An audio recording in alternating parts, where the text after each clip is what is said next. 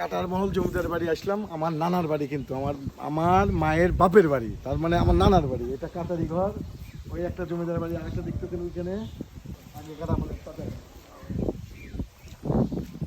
এই যে এটা হলো আমার নানার বাড়ি, এই জমিদার বাড়ি, এটা দুবিল কাটার মহল জমিদার বাড়ি। আসলে কেউ থাকে না, ভিতরে নিয়ে যাচ্ছি আপনাদেরকে।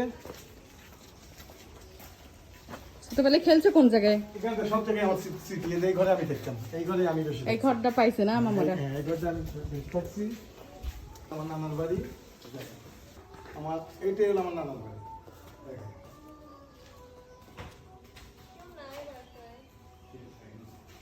কেউ থাকে না,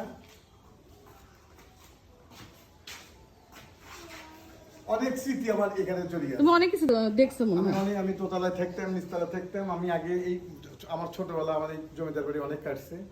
এখন মামারা অনেকেই মারা গেছে, কিন্তু মামারা সবাই যাদের মতো ফাঁকে থাকে, বছর শেষে একবার দুবার করে আসে।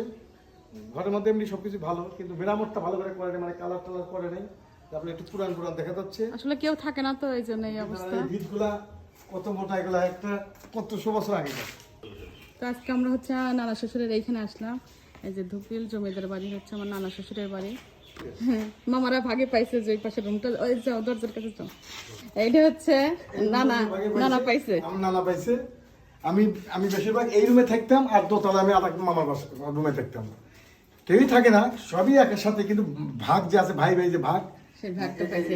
একটা এই রুমটা আমার মামারা থাকতো। খুলতে পারতেছেন, আমি চাবি নিয়ে আসিনি, ভিতর কেউ থাকে না, ভিতরে তালা। আর এটা এই কাঠগুলা এখনো মনে হয় যে 500 বছর যে যাবে আর হিসাব নাই। আসলে এখন কেউ নাই দেখে ভিতরে যায় দেখাতে পারতাম না। এর ভিতর হরিণের ইয়ে আছে, মাথা আছে, আর অনেক কিছু আছে, অনেক বড় বড় কিছু আছে। নানার বাড়ি সব জায়গায় স্মৃতি খেলে না। আমরা মাঝে মাঝে আসি, এইবার আসা হয়েছে, আমার মামা শ্বশুর মারা গেছে, তো সেই 3 দিনের লোকজন খাওয়াচ্ছে, সেই জন্য আসছিলাম। তো এখানে আসলে মানে মামারা থাকে না, আসলে কেউ না থাকলে যে অবস্থা হয়, লোকজন কেউ থাকে না। ওঠা যায় উপরে, দেখাও কিছু কিছু কারুকার্য এখনো, কিছু কিছু কারুকার্য দেখেন, কারুকার্য গুলো কি অনেক ভালো লাগে। দেখেন গাছ গাছালি বের হয়ে গেছে, কেউ থাকে না ভিতরে। এই গাছ গাছালি বের হয়ে গেছে, থাকে না ভিতরে, এই অবস্থা আছেই তো।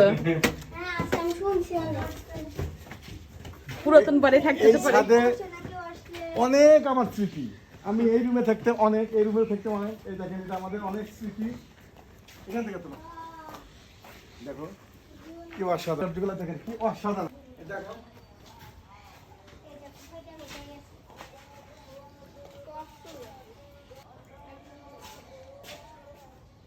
কিচ্ছু নাই।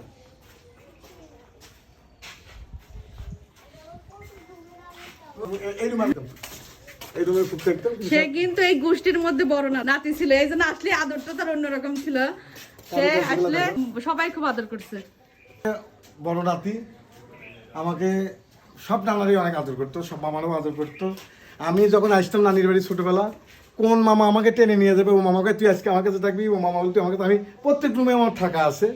তো এখন মায়া লাগে সেই স্মৃতিগুলো, মানে আমার মনে পড়ে, মনের মধ্যে খুব কষ্ট লাগতেছে। সবাই নানা সব মারা গেছে, মামারাও কেউ কানাডা, কেউ আমেরিকা, কেউ বগুড়া, কেউ ঢাকাতে, একজন এক জায়গায় আছে বিদায় বাড়িতে এখন ছিন্নমূলের মতো কেউ নাই। আজকে মামা মারা গেছে, আর আমার মামা মারা গেছে বিদায় আমরা আসছি। মামার আজকে কুলখানি খাওয়ানো হলো 3 দিনের। অনেক গল্প করে যে আমি সব রুমে থাকতাম, আমাকে সবাই দুইটা জমিদার বাড়ি দেখেন, 2 ভাই 2 জমিদার বাড়ি থাকতো। এটা এক বাড়ি, ওই একটা বাড়ি, ওই জমিদার বাড়িটা দেখেন।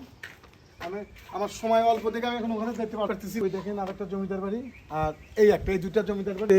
সত্যি আজকে আমার সেই 30-32 বছর আগের কথা মনে পড়তেছে, যে খারাপ লাগতেছে না খুব। আর সেইখানে খেলাধুলা আনন্দ করে সব মামারা থাকতো, মাঝে মাঝে গল্প করে যে নানির বাড়ি গেলে কত মজা করতাম। তো এখন কেউ নাই, দেখা যায় আসলাম কেউ নাই, কষ্ট লাগতেছে, সত্যি কষ্ট লাগতেছে। যে ধুপিল কাটার মহল জমিদার বাড়ি আমার নানার বাড়ি, আমার মায়ের বাপের বাড়ি। আর আম্মা কিন্তু এই গোষ্ঠীর মধ্যে বড় মেয়ে ছিল, আর ও আবার হচ্ছে এই গোষ্ঠীর মধ্যে, আমার শ্বশুর বাড়ির গোষ্ঠীর মধ্যে বড়, আমি সর্বোচ্চ বড় না। আপনাদের যতটুকু পারলাম আপনাদের শেয়ার করলাম। ভালো থাকবেন, আল্লাহ হাফেজ।